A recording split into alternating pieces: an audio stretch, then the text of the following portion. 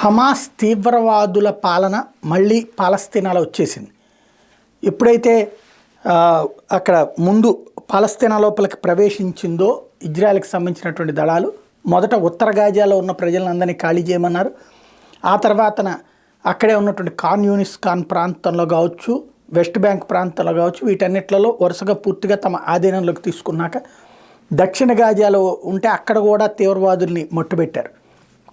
తర్వాత ఈ మధ్యన అనధికారికంగా కుదిరిన ఒప్పందం ప్రకారం ఫస్ట్ ఇజ్రాయెల్ దళాలు ఉపసంహరింపు చేసుకుంటున్నాయి. అందులో భాగంగా ఉత్తర గాజా నుంచి కూడా యువతలకు వచ్చేసారు వీళ్ళు.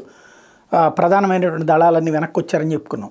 అక్కడ హమాస్ తీవ్రవాదులు చేరారన్నటువంటిది చెప్పుకున్నాం. ఇప్పుడు చేరడమే కాదు, వాళ్ళ ప్రభుత్వము నడుస్తుంది, వాళ్ళే అక్కడ ఇప్పుడు పాలకులు, వాళ్ళకి సంబంధించినటువంటి పోలీసులు వచ్చేసారు, ఇతర విభాగాలు వచ్చేసారని కూడా చెప్పుకున్నాం. ఇప్పుడు అది నిజం అన్నటువంటిది బయట వాళ్ళు చెప్పట్లేదు, ఇజ్రాయెల్ మీడియా ధృవీకరిస్తుంది. ఓవరాల్గా చెప్పాలంటే గాజా మళ్ళీ హమాస్ పాలనలోకి వెళ్ళిపోయింది అన్నటువంటి విషయాన్ని స్పష్టం చేస్తుంది.